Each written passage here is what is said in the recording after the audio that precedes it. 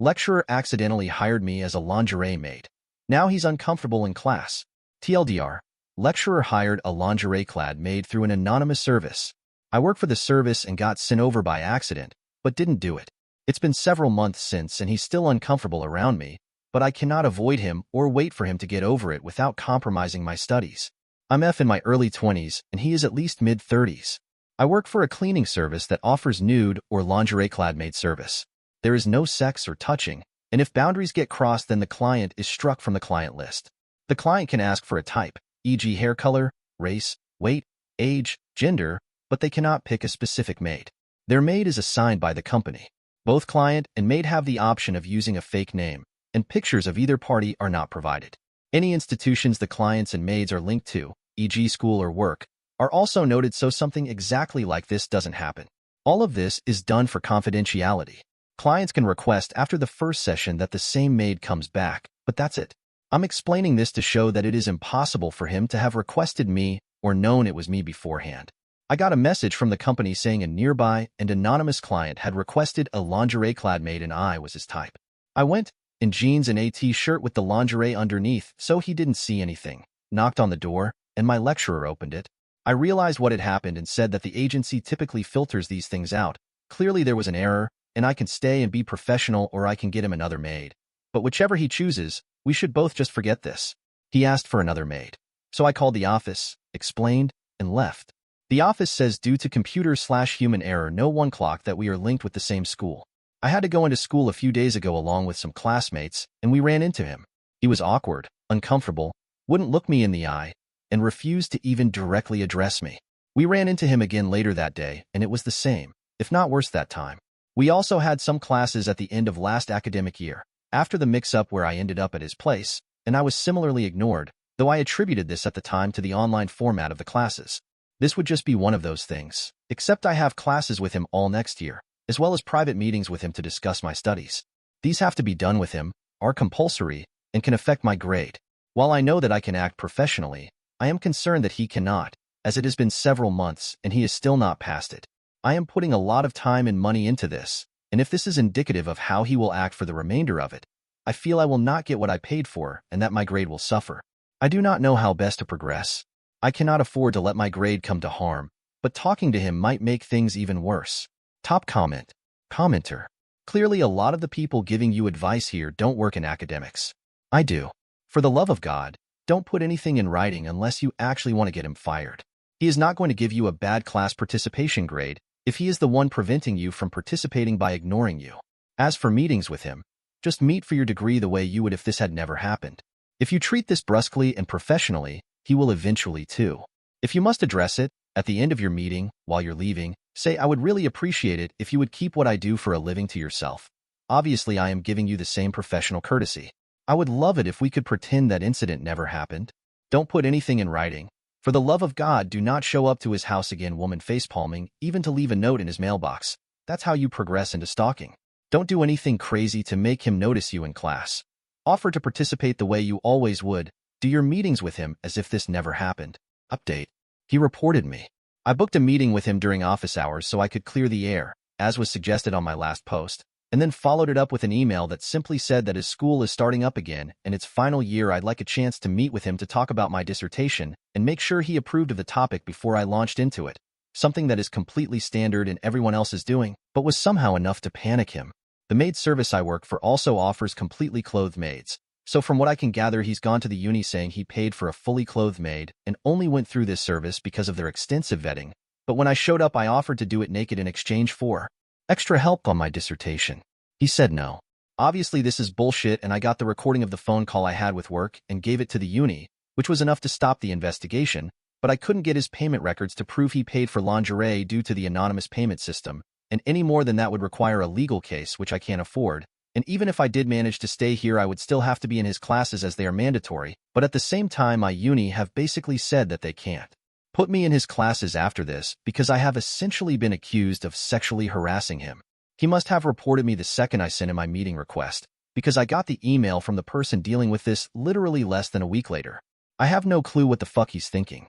I'm assuming he thought I would report him and decided to get ahead of it, but even that makes no sense as all I did was request a meeting. Whatever his logic, I am dropping out. I am 1 year off completing my degree, so I've submitted some inquiries about transferring to nearby universities. But because this has happened right at the start of a new school year, it's going to be 10x harder than it would be if this happened over summer or last year. The only upsides are that I've not actually been expelled/suspended, so I won't need to explain this to anyone. The uni seemed fine to just let me go quietly, and another lecturer is writing me a reference. The agency have also said they will blacklist him, and they share this info with other services, so hopefully he won't be able to do this to anyone else. Just, Jesus Christ. Adding that I have had a free consultation with a lawyer and I will not be pursuing legal action. The best case scenario, where I win, my name is cleared and I can stay in this uni. My profession will still be outed. I will be shunned by classmates and staff members alike, and my lecturer will continue to be a dick, and I'll be staying at a uni that have confirmed they will throw me under a bus to save a weaselly prick. Even the best case scenario will also earn me a black mark next to my name in academic circles. Relevant comments. Comment 1. I'm doing so much better at this new uni. Thank you. I was actually at this uni first, then switched to the one this guy worked at. So now I'm back at the OG and IDK why I ever left TBH.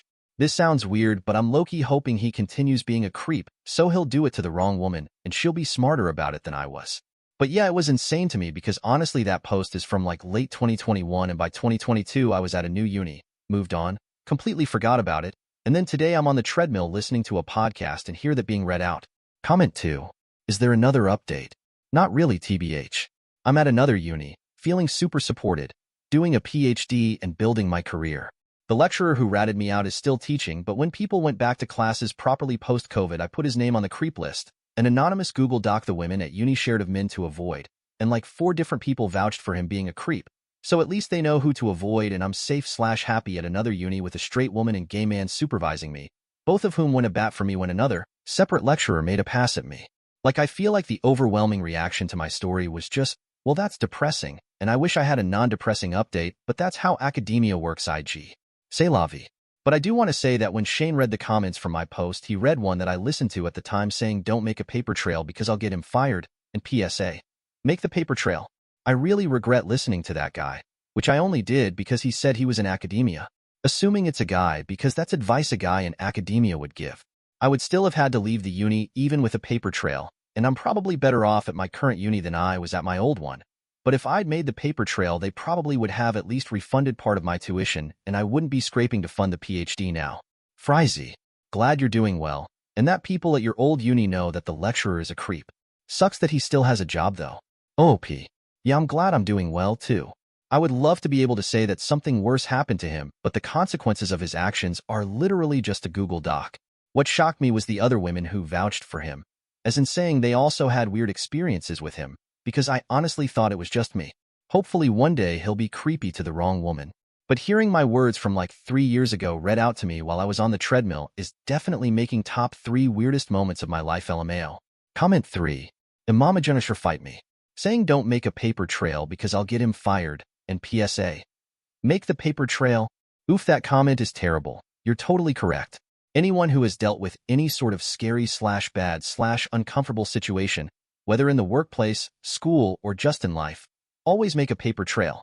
Document everything, even if it's small. If you have to take it to a boss/school leader/police/etc., the best thing you can do to have a situation taken seriously and rectified is to have some sort of tangible proof that something has happened by documenting and listing whatever the issue is.